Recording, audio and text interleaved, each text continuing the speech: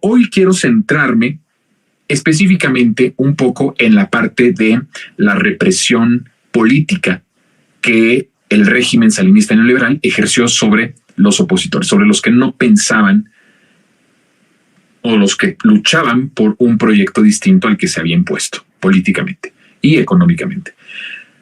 Entonces, partiendo de que teníamos un régimen completamente salvaje, completamente asesino, que no en ningún momento se tocó el corazón, ni siquiera para eliminar a los propios, a los de su propio, a los que pertenecían a su propio régimen.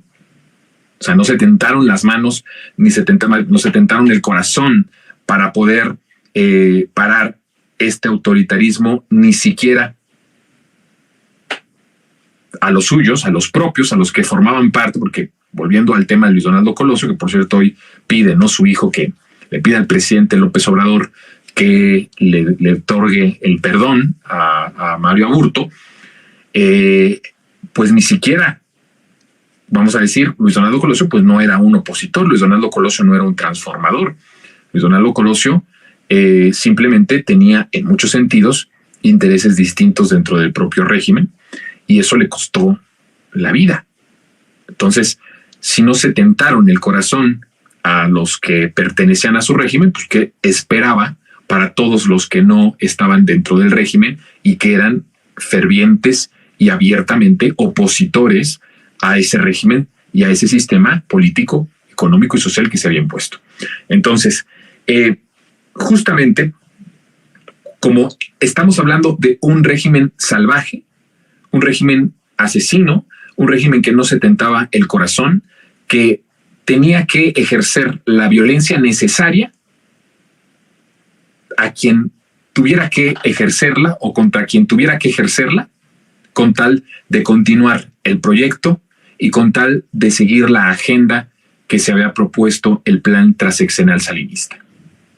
Entonces eso es muy importante, porque nos habla justamente de lo importante del proyecto para el régimen. Hay unos que dicen, es que no tienen propuestas, no tienen proyecto. Bueno, pues la verdad es que todos los que dicen que la derecha no tiene proyecto y no tiene propuestas, tal vez no vivieron en México. Tal vez estuvieron 36, 40 años fuera del país y regresaron a México en 2018, cuando por fin hubo democracia y libertad.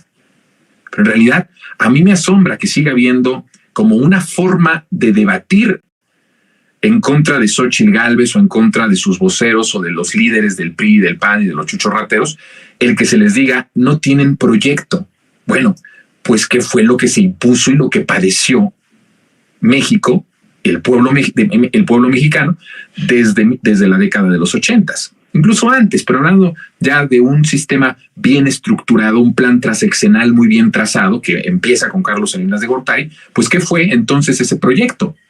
Entonces, ahí es otro de los mitos, ¿no? De que mucha gente dice, no tienen proyecto. Por supuesto que lo tienen. Bueno, es un proyecto tan exitoso que estuvo 40 años en el poder y que nunca en esos 40 años hubo un estallido popular que los forzara literalmente a abandonar el poder o a realizar alguna reforma de gran calado social o política que les permitiera una salida para que entrara un gobierno de transición o un gobierno democrático.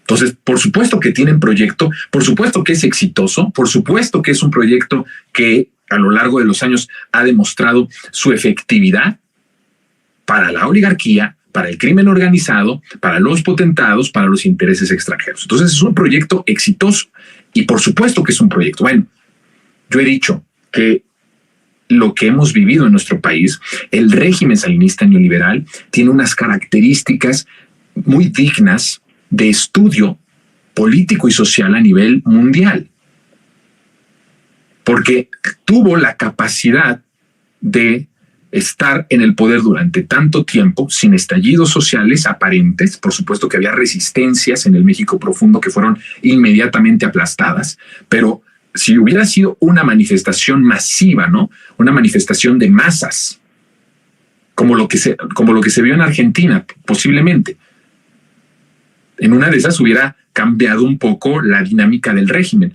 pero en realidad no lo cambió. El régimen continuó con esa amenaza contra quien sea, contra lo que sea y a costa de lo que fuera, con tal de que el proyecto transeccional, que es un proyecto, es un plan, pudiera prosperar hasta el fin, que el fin era, como yo les he dicho, que México se convirtiera en un país satélite de explotación de las potencias internacionales. Acordémonos que México geográficamente tiene un lugar privilegiado, tiene minerales, tiene oro, tiene plata, es un país con petróleo, es un país con litio, es un país, bueno, recientemente sabe que es un país con litio también, es un país con agua, es un país con grandes extensiones de territorio verdaderamente maravilloso que provoca que seamos una potencia turística. Tiene todo lo que se necesita para ser una potencia.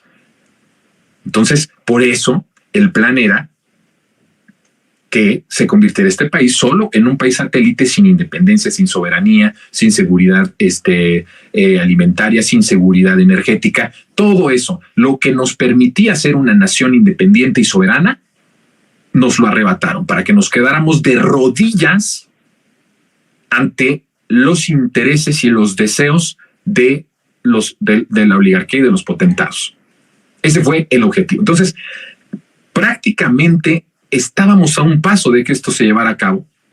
Yo creo que un sexenio más, lo digo con toda responsabilidad, un sexenio más de Meade o de Anaya, por supuesto con sus matices, no iba a ser el mismo México con Anaya y con Meade. Eso es muy interesante, poder hacer un monólogo con respecto a eso, porque Meade y Anaya, en ese momento la oligarquía, el régimen salinista neoliberal en lo político se dividió, porque cada una de estas apuestas tenía una característica que le convenía en mayor o menor grado a ciertas cabezas de ese dragón que yo llamo del salinismo neoliberal. Por eso el México que hoy tuviéramos de ganar o de haber ganado Meade habría sido distinto al de Anaya. En todo sería un infierno el país, pero sí tendría características sociales, sobre todo, marcadamente distintas. Es muy interesante esto, pero no lo voy a decir ahora.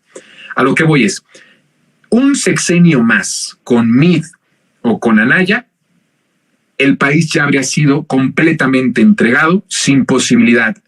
Ni siquiera aunque hubiera llegado en 2024, ¿no? En este año, un gobierno popular, creo que hubiéramos podido revertir, porque el plan estaba a muy pocos años, el plan transeccional salinista que empezó en 1988, estaba a pocos años de concretarse en todo su esplendor.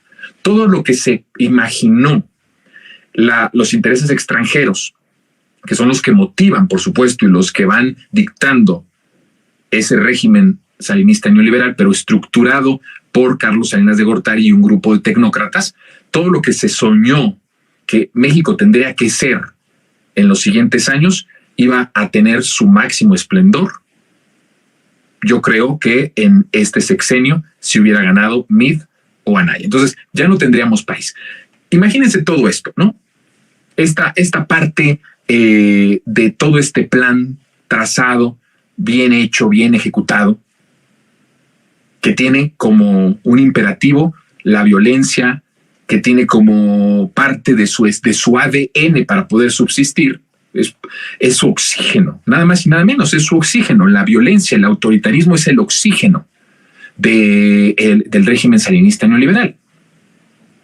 O sea, la opresión, la masacre económica que genera el régimen salinista neoliberal, entre otras cosas que tenía en su plan, que se tenía que empobrecer para que otros para que 20, 30 familias fueran muy ricas, y se tenía que empobrecer al 60-70% de la población para que existiera esta oligarquía mexicana. Bueno, pues no solamente era en un sentido de te robo, te quito, te saqueo para yo hacerme más rico. No, tenía también la intención, y también he hablado en algunos monólogos de esto, tenía la intención de un país completamente postrado, de un país completamente en la desesperanza. Un país con la desesperanza del nivel que se provocó desde el régimen salinista neoliberal, era un país que estaba solamente a punto de dársele el tiro de la gracia. Ya sin posibilidad, ya ni siquiera ni con las fuerzas, ¿sabe? Porque eso es muy importante.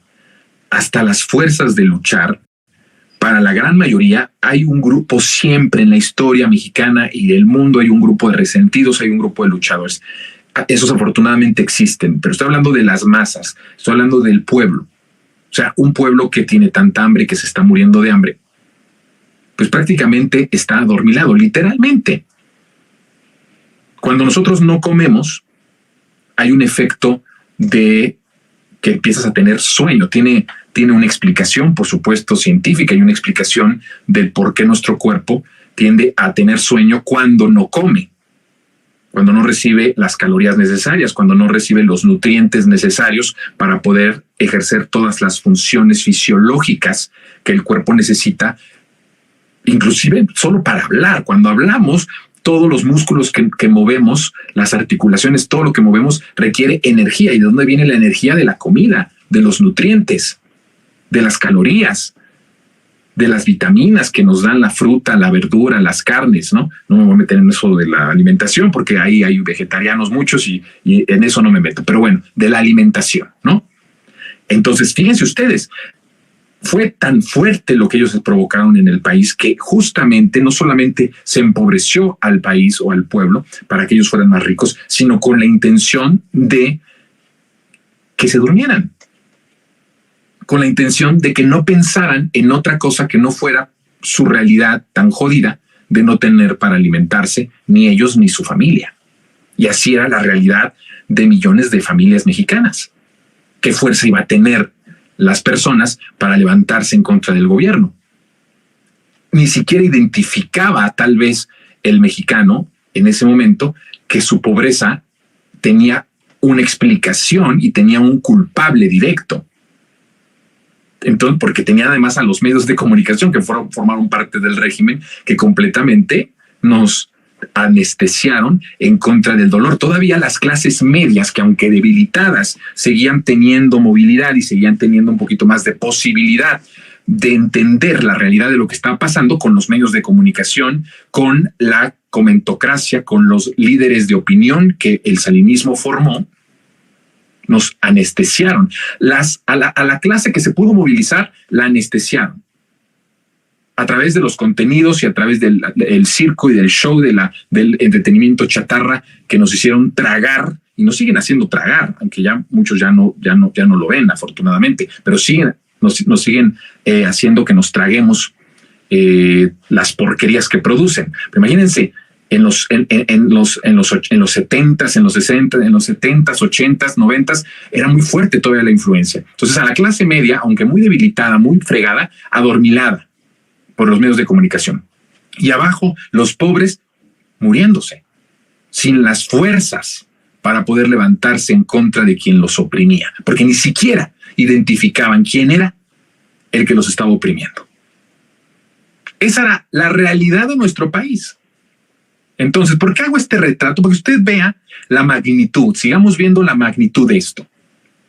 Entonces, este autoritarismo, esta violencia ejercida a través de este sistema económico que se impuso, que era un sistema completamente empobrecedor, fábrica de pobres y por lo tanto también responsable abierto, directo de las muertes de millones de mexicanas y de mexicanos. Bueno, autoritario, por donde quiera que usted lo vea, represión política, social y económica. Ahora, este sistema, con todo lo que acabo de explicar, tenía toda esa posibilidad de aplastar y de destruir al que se le pusiera enfrente. Era mucho lo que estaba en juego. No se podía permitir fallar. El régimen tenía un compromiso con los intereses extranjeros y con los intereses creados con la oligarquía propia mexicana desde 2006 con el propio crimen organizado.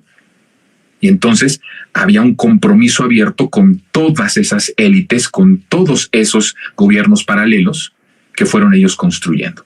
De tal forma que era evidente que ningún político, oiga esto, ningún político, ningún presidente salido de las filas de los partidos de ese régimen salinista neoliberal, jamás iban a poder ejercer la política a favor del pueblo. El compromiso era muchísimo. Cuando Xóchitl Gálvez dice, ¿no?, todo lo que nos dice que va a cambiar, pues es imposible cambiarlo. Es imposible que alguien como Xóchitl, pero no es que sea Xóchitl Gálvez, pues. Póngale usted al que usted quiera de nombre como candidato ahorita 2024, 2030, 2036 y lo que venga, cualquiera de los candidatos de las expresiones políticas del régimen salinista neoliberal va a poder hacer jamás algo por el pueblo. ¿Por qué? Porque el compromiso es bastante. Y no es un compromiso de hace 2 años, de hace 3 años. Estamos hablando de un compromiso de muchos años atrás, desde 1988 o antes incluso 1988, en donde el servicio va dirigido a las élites, al crimen organizado, a los potentados, a los extranjeros. Nada popular puede salir de ninguno de los candidatos de lo que hoy conocemos como PRI o PAN, ¿no?, que siguen siendo los partidos vigentes, pues, que tenemos ahorita electoralmente. Nada puede salir de ahí positivo. Entonces, con toda esta fuerza, con toda esta disciplina, la disciplina fue tan importante, tan, digamos, certera. Es una disciplina autoritaria que quien se salió o quien trató ni siquiera radicalmente de cambiar un poco hacia adentro el régimen, se lo perdonaron. A nadie lo aplastaron. Yo he hablado de, por ejemplo, el caso de López Obrador. Bueno, López Obrador, ya hay un monólogo de esto, el matrimonio de López Obrador con el pueblo.